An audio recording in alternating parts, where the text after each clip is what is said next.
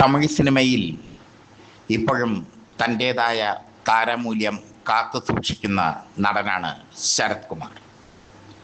ശരത് കുമാറിൻ്റെ സിനിമാ ജീവിതവും വ്യക്തിജീവിതവും ഒരുപാട് പ്രതിസന്ധികൾ തരണം ചെയ്ത് വന്നതാണ്.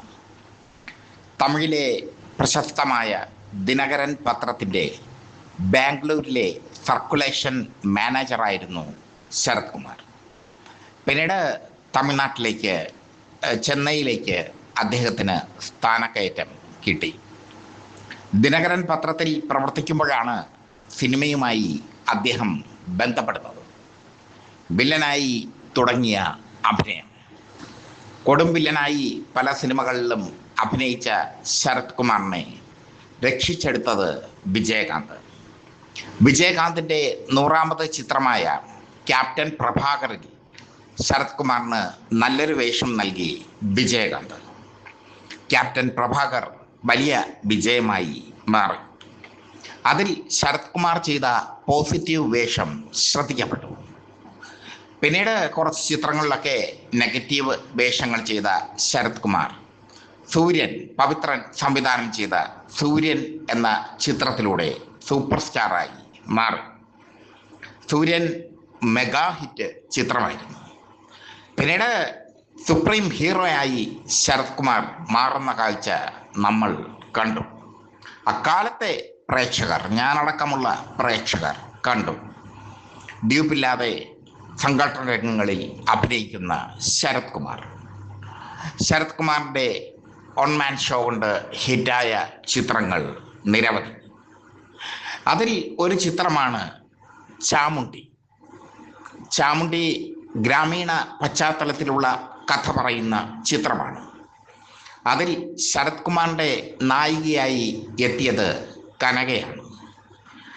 അത് ഒരു എന്താ പറയുക, അത്യപൂർവമായ തീമൊന്നും ആയിരുന്നില്ല, സാധാരണ ചിത്രം.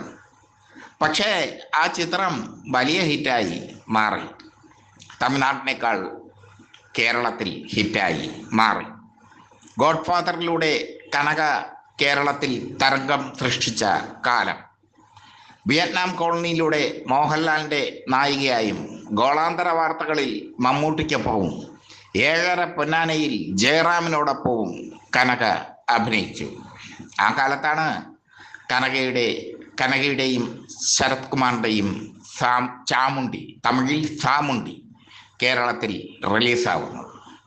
തിരുവനന്തപുരത്തെ അജന്ത തിയേറ്ററിലായിരുന്നു ചാമുണ്ഡി റിലീസ് ചെയ്തത്. ആ ചിത്രം ആദ്യ ഷോ ശരത് കുമാറിൻ്റെ സ്റ്റാർഡം കൊണ്ട് ഫുള്ളായി. പക്ഷേ രണ്ടാമത്തെ ഷോ ഫുള്ളായത് ശരത് കുമാറിൻ്റെ സ്റ്റാർഡം കൊണ്ട് മാത്രമായിരുന്നില്ല, കനകയുടെ നഗ്നതാ പ്രദർശനം കൊണ്ട് കൂടിയായിരുന്നു. അതിൽ ഒരു സീനിൽ അർദ്ധനഗ്നയായി കനക അഭിനയിച്ചു. ശരത് കുമാറുമായുള്ള ഗാനരംഗങ്ങളിലൊക്കെ വളരെ സെക്സിയായി കനക അഭിനയിച്ചു. കനക ഏറ്റവും കൂടുതൽ സെക്സിയായ ചിത്രം ചാമുണ്ഡിയാണെന്ന് പറയാം.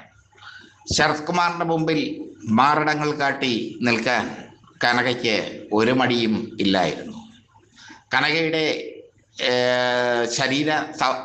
ശരീര പ്രദർശനം കൊണ്ട് തമിഴ്നാട്ടിനേക്കാൾ കേരളത്തിൽ ഹിറ്റായ ചിത്രമാണ് ചാമുണ്ഡി.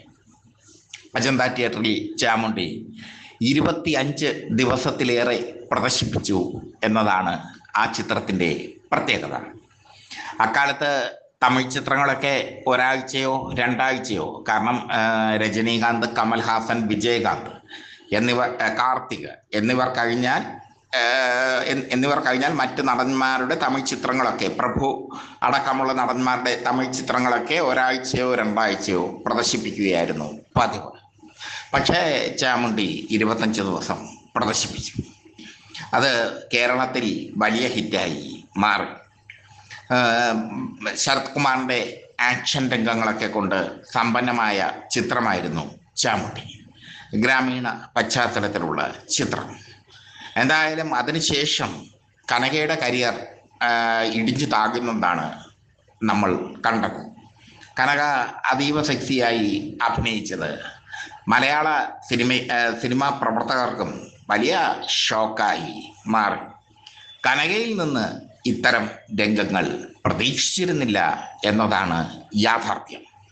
കനക അതുവരെ കുസൃതിക്കാരിയായ ഒരു കുട്ടിയായിരുന്നു. പക്ഷേ ചാമുണ്ടിയിൽ മദാലസ സുന്ദരിയായിരുന്നു. ശരത് കുമാറിന് മുമ്പിൽ മാറിടങ്ങൾ കാട്ടാൻ മടിക്കാത്ത കനക. ആ കനക പിന്നീട് പല വിധത്തിലുള്ള ജീവിതത്തിൻ്റെ കൈവഴികളിലൂടെ ഒഴുകിപ്പോകുന്നത് നമ്മൾ കണ്ടു. കനകയുടെ മനോനില തെറ്റുന്നതും കനകയുടെ മനോനില തെറ്റിയതിനെ പറ്റി മാധ്യമങ്ങൾ തലങ്ങും വിലങ്ങും വാർത്തയാക്കുന്നതും ഒക്കെ നമ്മൾ കണ്ടു.